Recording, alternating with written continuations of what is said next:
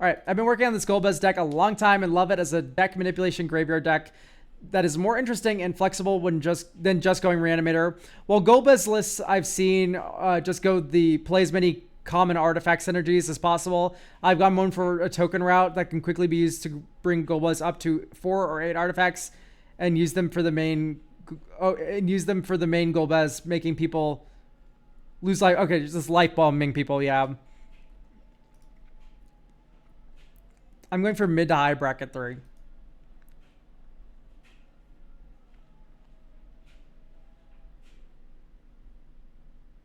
Number of cards in a graveyard.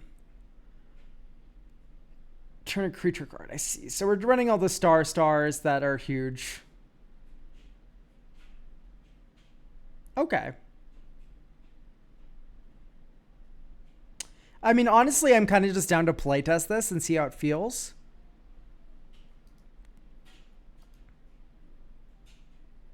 Whoa.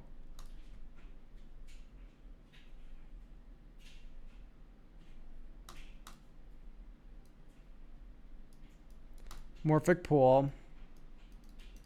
Think. Dude, Vamp for a land drop.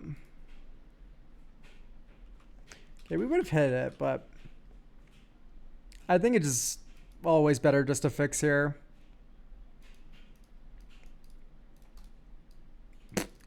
Demir Spybug.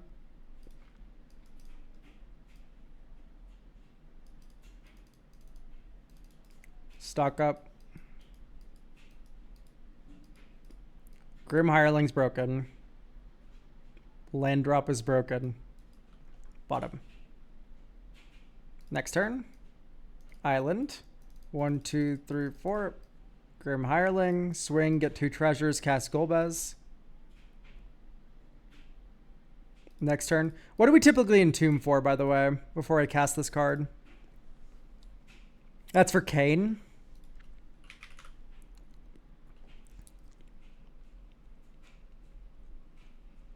Unshakable Tail.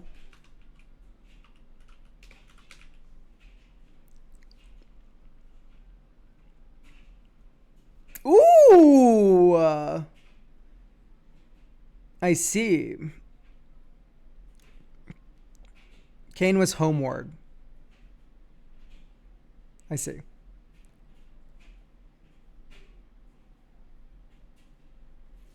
So, how do we reanimate this object?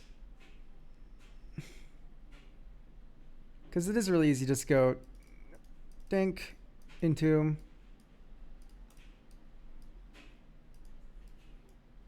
Dink, add token, treasure. Surveil 2. Graveyard. Fetch. Undercity Sewers. Graveyard. Blue, black, Ancient One. Next turn. Brainstorm. Draw a card. Discard a card. Mills equal to its mana value. 1, 2, 3, 4, 5. I don't know. I don't really like the Entomb. Well, I guess you just Entomb for Golbez, huh? Being a rare and set for control 4 more artifacts, return target creature card. I'm a stupid idiot. Yeah, if you have 4 more artifacts, duh, Golbez returns to your hand.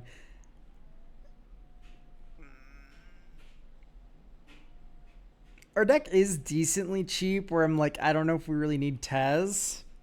Like, Tez is good with Cityscape Leveler, Wormcoil, and I'm not even a big fan of Wormcoil, generally speaking. So I think I'd hit it with that.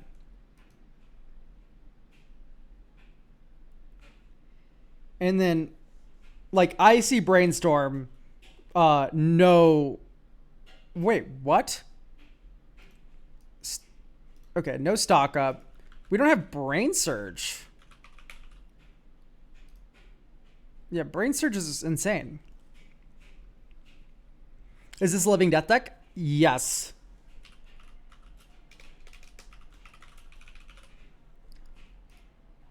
I took out Brain Surge for Kiora. They do different things. They do very different things. This card is not anywhere remotely near this card. This card's closer to stock up. In my opinion, you look at 4, you take 2. And then the other 2 that you put on top, like Temporal Mastery.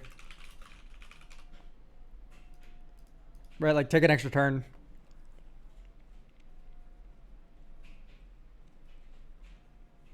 Yeah, Force definitely doesn't have any synergy, but it's like, you know, just we have a lot of blue cards. If you're going to run Force of Will, though, you do need to be running... okay, you need to be running his very strong language, but you should be on, in my opinion, Lorien Revealed. Oh, you already have Sink into Stupor. So... But this is a land drop that is also a blue card that you can pitch. Force a guy from a pre-list. Yeah, that's a perfectly valid reason to include a card. Drop. Island. Next turn. Vault of Whispers. Dink, dink, Commander. Next turn. Watery Grave. Dink, dink, Genesis Chamber. Enters Surveil 1. Graveyard.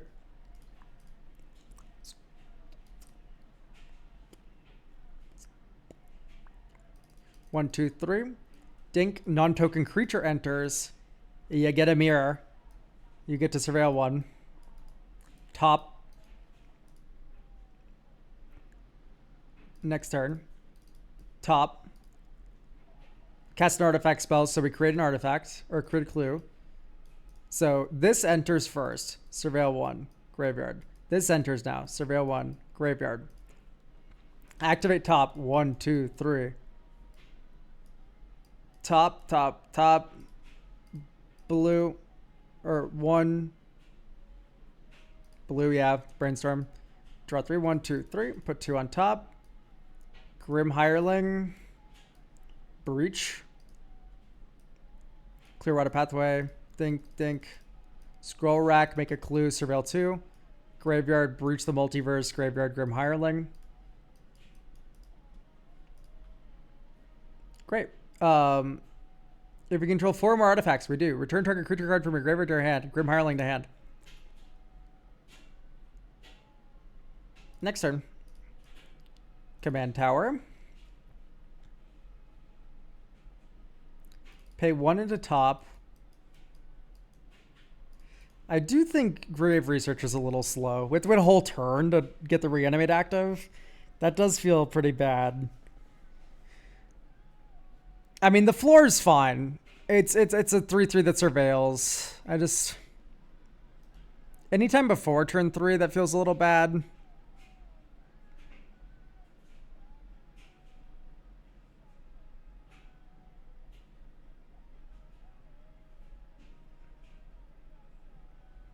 I'm vibing with a lot of this list, though.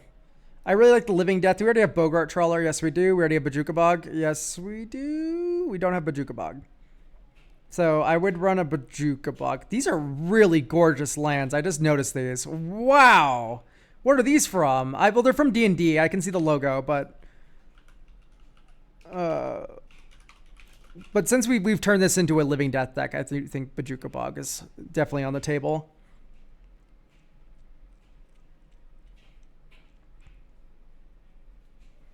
Super Entombs are really good in Golbez. Yeah, honestly, I think I don't like Vampiric Tutor more than I like Gifts Ungiven. Because Gifts Ungiven is double Entomb. Look for 4 cards with different names and reveal them. Target opponent chooses 2 of those cards. Put the chosen cards in your hand, in the rest in your hand, or you put the 2 that they choose in your graveyard. So what you do is you fail to find, or well, it's up to 2 now. So you find 2 cards. It's a double Entomb. Because they can only choose the 2 cards that you search for, and you put them both in your graveyard. Yeah, the original printing was fail to find wording. Search your library for 4 cards with different names. Different names you can fail to find because it has a limiter on it. Yeah. So I think Gifts is more cool than the Vamp. Even though the Vamp's cool to set up a Miracle. I'll give you that. Okay, maybe you don't run Cyclonic Rift. And you run Temporal Mastery only. And then you do Vamp. Like, maybe you do that. Because this can set up a Temporal Mastery.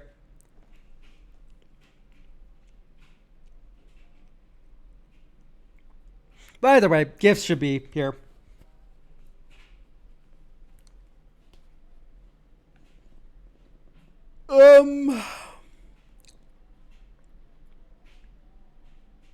Black market's fine here, I think.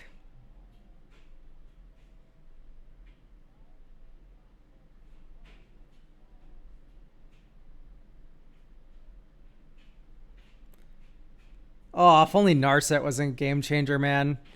The fucking... Whenever I see Cephalid Coliseum, my first thought is like, okay, draw your card for turn on draw step. Target you with fucking Cephalid Coliseum.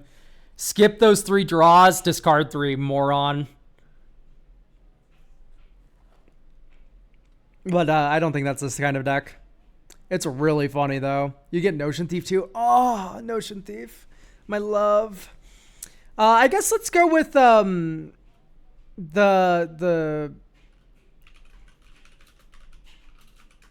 4-mana MDFC land in Dimir that can get you a flash card.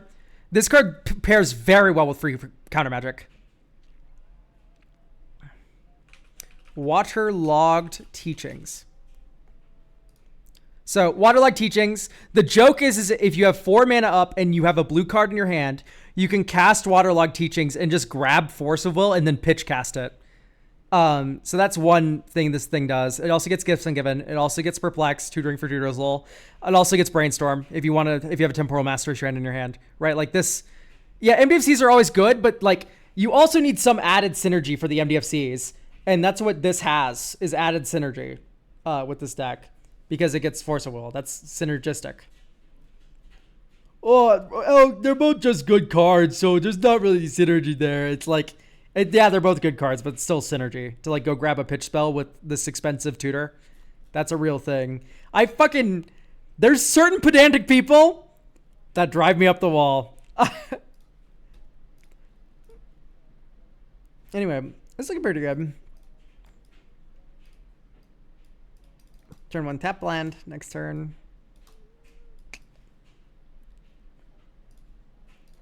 Golbez. Next turn. Archway of Innovation, we control an island. The Everflowing Well. That enters, we surveil 1. Ponder. I'm a fan of Ponder. And then we mill... Oh, well, it doesn't matter. So might as well surveil it. And then we mill 2 cards, draw 2 cards. Move to discard. Goodbye, Grim Servant. Next turn. Okay.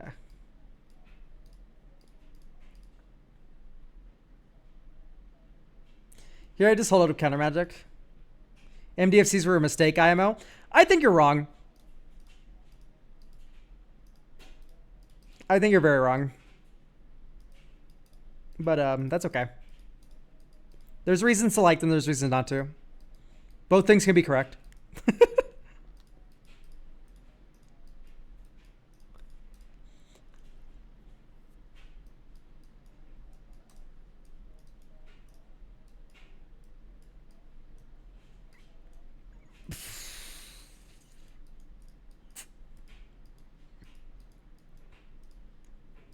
So, I think getting Mirko online is pretty good. Shout out my favorite surprise trans woman, Mirko. Do you guys know about that?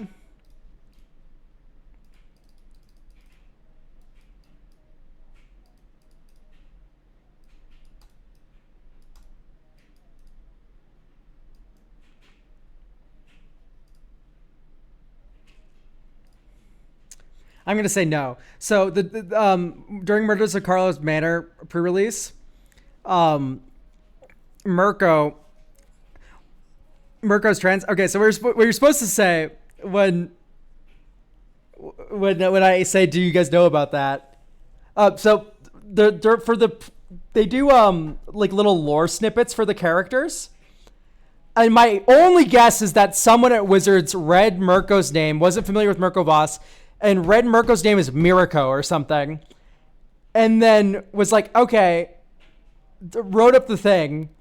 It uses she, her pronouns in the blurb for Mirko. Like, erroneously. So everyone's like, I didn't know Mirko was trans like that. Cool. The answer is he isn't. You know, just a typo. Draw two, discard Grim Hireling, discard fucking Cruel Somnophage. Like this is really nice here because this is like actively a living death game. Sorry, they should entomb and then tap that for that blue. Just get your biggest fuck off creature.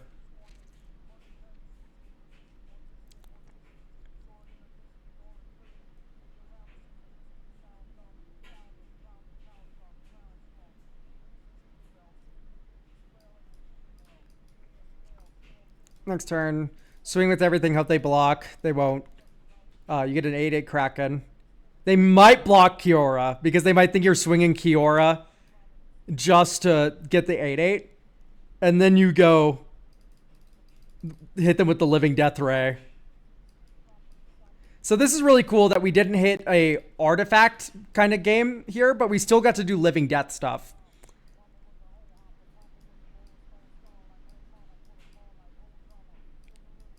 Right.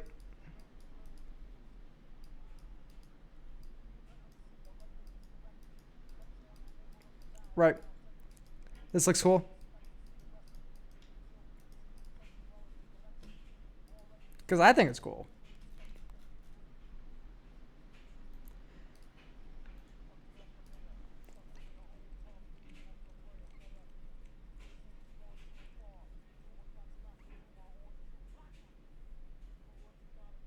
Okay, so I'm just trying to lock in my head, like what other big fucks are there and like big artifacts and junk and how to make everything synergize kind of nicely here.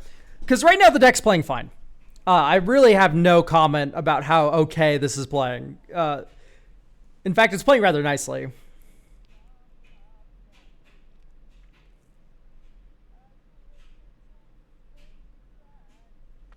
I think maybe Lobelia's kind of like low floor, hard to make use of.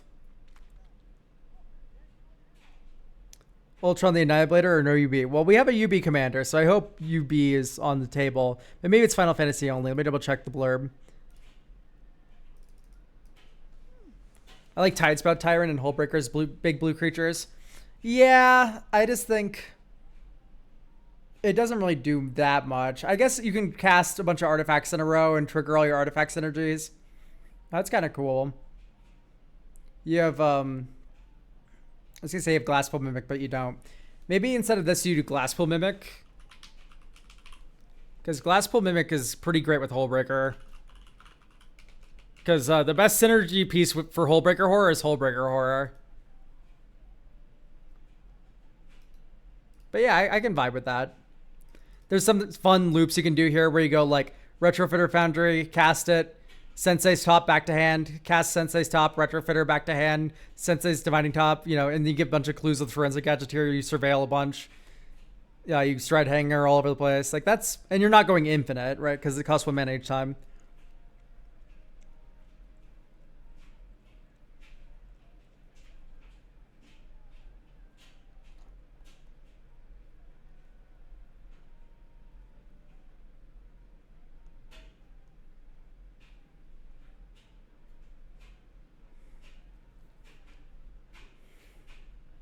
Okay, I may be frank. I don't really think I like Sir Conrad.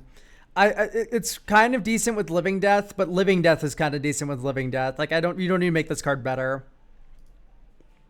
So I don't know. I just feel like he's gonna do too little damage over the course of the game, especially with only 30 creatures, no Necropotence. Like that's something that's caught my eye. Modok.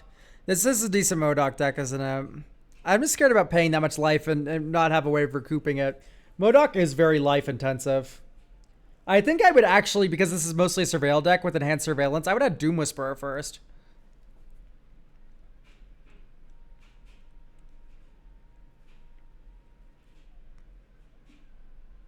A lot of the deck is trying to get Unshakable Tail.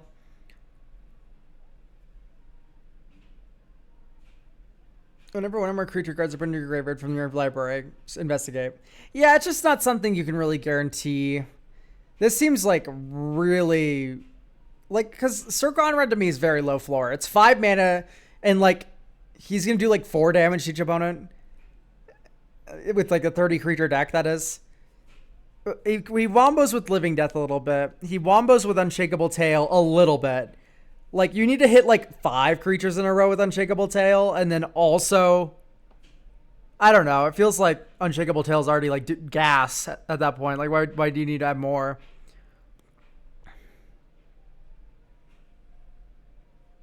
I guess you do enhanced surveillance stuff. Okay, you know what? I can hear out Sir Conrad. He's just fine enough. He's fine enough. Trazyn in the deck too. I mean, we don't have a lot of activated abilities of artifacts, do we? We have Spellskite. Yeah, kill my 6-drop. Oh,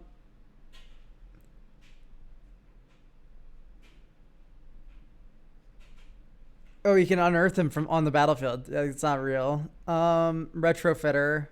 But then if we have Retrofitter, we just use Retrofitter. Sensei's top. Yeah, we can put our 6-drop on top of our library. Very good. Scrack. I guess an extra Scrack isn't that bad.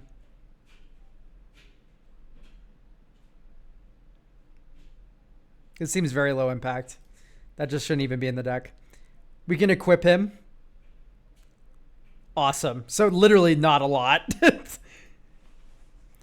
What's the fucking eye that manifests dreads? Abhorrenoculus? I don't hate that concept. I'm just a little concerned about exiling our graveyard of big monsters.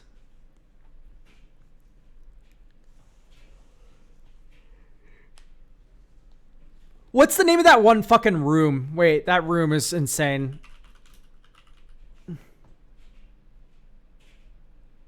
The Polluted Cistern. Whenever one or more cards are put into your graveyard from your library, each opponent loses 1 life for each card type among those cards. When you unlock this door, mill 3 cards and return a creature card from your graveyard to the battlefield. So for 2 mana, every Surveil does at least 1 damage. Sometimes it does multiple damage if you mill a 2-type permanent like Baleful Strix. Or if you have multiple Surveils and you Surveil 2 things over that are different types. So every Surveil does 1 damage now with Polluted Cistern in play.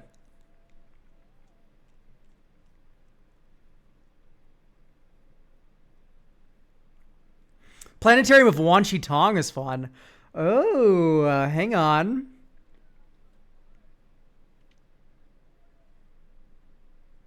Because you cast Planetarium, it enters, you Surveil 1 right away. I mean, I don't hate that idea. I don't like tapping out of my Dimir deck.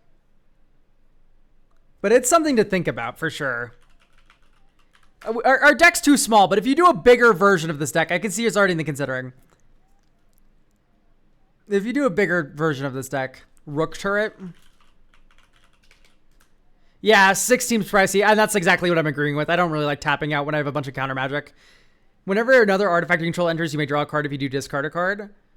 Okay, so artifact enters, you Surveil 1, then you draw, discard, and then maybe that makes Unshakable Tail do some stuff, right?